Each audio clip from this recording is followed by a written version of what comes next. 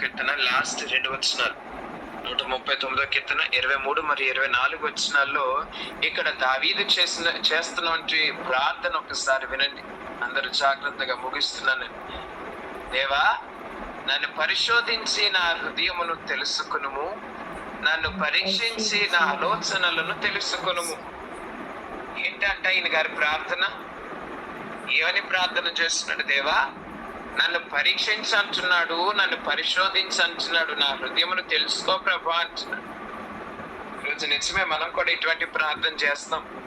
ఏమండి, నీకు అర్థం కావట్లేదు ప్రభా, నా బాధ ఏంటో కదా, నేనేం అడుగుతున్నాను నీకు అర్థం కావట్లేదు ప్రభా అని చెప్పి చాలా సార్లు అడుగుతుంటాం. బహుశా ఈ యొక్క దావీదు కూడా ఇటువంటి ఒక ప్రార్థన చేస్తున్నాడు. దేవా, నా దేవా, ఏమని? నన్ను పరిశోధించు ప్రభు, నన్ను పరీక్షించు ప్రభు. ఈ మాట హృదయపూర్వకంగా ఈరోజు మనం పలకగలమా?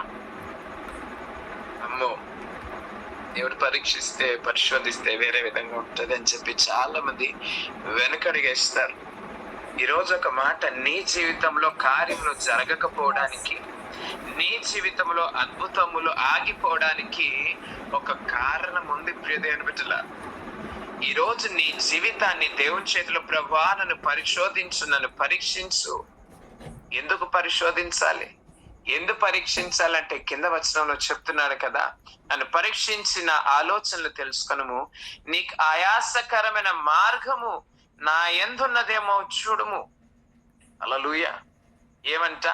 నీకు ఆయాసకరమైన మార్గము నా యందున్నదేమో చూడుము అని చెప్పి ఇక్కడ దావీదు భక్తుడు ప్రార్థన చేస్తున్నాడు.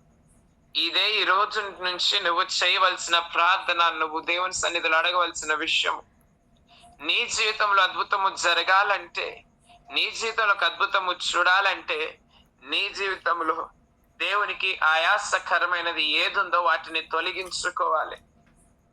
దేవునికి ఆయాసకరమైనది ఏంటంటే, ఒక్కొక్కరి జీవితంలో ఒక్కొక్కటి ఉంటుంది. నా జీవితంలో దేవుడు కొన్ని విషయాల్లో ఆయాసకరంగా ఉండొచ్చు. ఆయాసం అంటే ఆ మాట చదువుతుంటే, ఆయాసం ఏంటి ప్రభా, అంత ఆయాసం తెప్పిస్తున్నదా నా బ్రతుకు నీకు కదా, అంత ఆయాసపరిచే విధంగా ఉందా నా తీరు అని మనకు మనమే ప్రశ్నించుకునేటట్టుంది కదా. ఇప్పుడు ఒక కుటుంబంలో కొడుకు కూతురు గాని ఏవైనా వారి సొంత ఇంట్లో అట్లా అవుతున్నప్పుడు ఇంట్లో పరిస్థితి ఎలా ఉంటుందో తెలుసా? చాలా ఆయాసకరంగా ఉంటది. ఆయాసకరం అంటే ఊపిరి తీసుకోవడానికి కూడా ఇబ్బంది లాగా ఉంటుంది పరిస్థితి. మీలో ఎంతమందికి ఇట్లాంటి అనుభవాలు ఉన్నాయో లేదో కదా. ఏంటి పరిస్థితి అని చెప్పి ఊపిరి తీర్చుకోవడానికైనా సరే ఇదే ఆలోచన